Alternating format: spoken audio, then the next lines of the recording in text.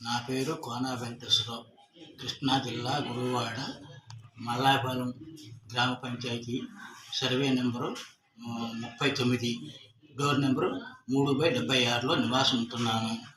నాకు ఒక అమ్మాయి అమ్మేస్తుంటే ఈ స్థలాన్ని కొనుక్కొని అధికారులందరికీ తెలియజేశాను. నా పేరు మీదుగానే పన్ను కట్టించుకుంటున్నారు. కరెంటు కూడా నా పేరును తెచ్చారు, నేను కట్టుకుంటున్నాను. అయితే 2012లో అధికారులు పన్ను కట్టుబడుతున్నారు, నా మీద క్రిమినల్ కేసులు పెట్టారు. పెడితే ఆ కేసులు నాట్ గిల్టీ కేసులు అని కొట్టేశారు. అయినా కానీ ఆ తప్పుడు కేసులు పెట్టిన వారి మీద చర్య తీసుకోరు.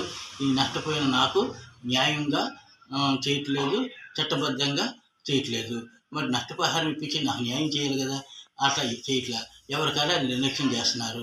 నేను ఎన్నో శాఖలకు చెప్పాను, అన్ని శాఖల వరకు చెప్పాను. మరి అందరూ కూడా బాధ్యతగా పనిచేస్తే మాలాంటి వాళ్ళ బాధలు తీరుతాయి.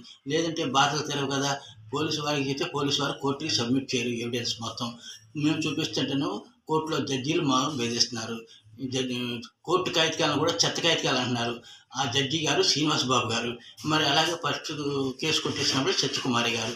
మరి ఇలాంటి న్యాయమూర్తులు బాధ్యతగా రికార్డు మొత్తం పరిశీలించి బాధితులకు న్యాయం చేయాలి. తప్పు చేసిన వారికి చర్య తీసుకోవాలి. అప్పుడు వాళ్ళకి భయం ఉంటుంది, మాకు భద్రత ఉంటుంది, పని చేసే వాళ్ళకి బాధ్యత ఉంటుంది. మరి ఇలాంటివన్నీ నేను కోరుకుంటున్నాను. ఇలాగే అన్ని రకాల వారికి మన విఆర్ఓ గారి దగ్గర నుంచి ఎంఆర్ఓ గారికి, ఆర్డీఓ గారికి, కలెక్టర్ గారికి అందరికీ చెప్తూనే ఉన్నాను, అర్జీలు ఇస్తూనే ఉన్నాను.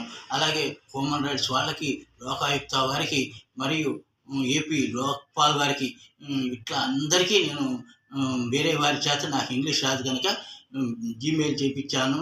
తర్వాత వీడియోలు చేసి పెడుతున్నాను. మరి గ్రామ సర్పంచ్ గారి సంతకాన్ని చీటింగ్ చేసి వారు పనులకు అడ్డుపడుతున్నామని నా మీద క్రిమినల్ కేసు పెట్టారు. మరి వాళ్ళే సాక్ష్యంగా పెట్టుకుంటే ఆ సర్పంచ్ గారే తీర్మానం చేయలేదని చెప్పారు. మరి అలాంటప్పుడు ఇలాంటి చీటింగ్ చేసి వాళ్ళ మీద చర్య తీసుకోరు ఎందుకని?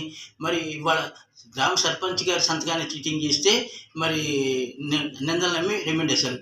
మరి కోర్టులో జడ్జీల సంతకాలు చీటింగ్ చేసినా ఇలాగే వదిలేస్తారా? ఇది న్యాయస్థానానికి తగిన.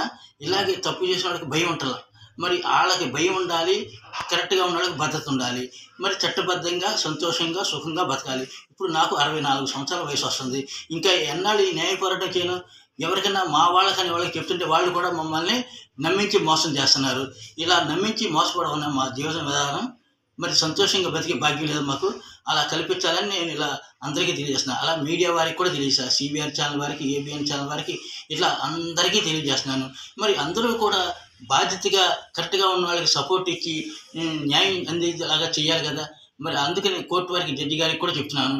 మరి వారు చేస్తే మేము సంతోషంగా జీవించగలం, లేదంటే మమ్మల్ని ఇబ్బంది పెట్టినటువంటి మరి అందరూ గమనిస్తారని, నాకు న్యాయం చేయడానికి సహకరిస్తారని ఆశిస్తూ అందరికీ వినతి చేస్తున్నాను.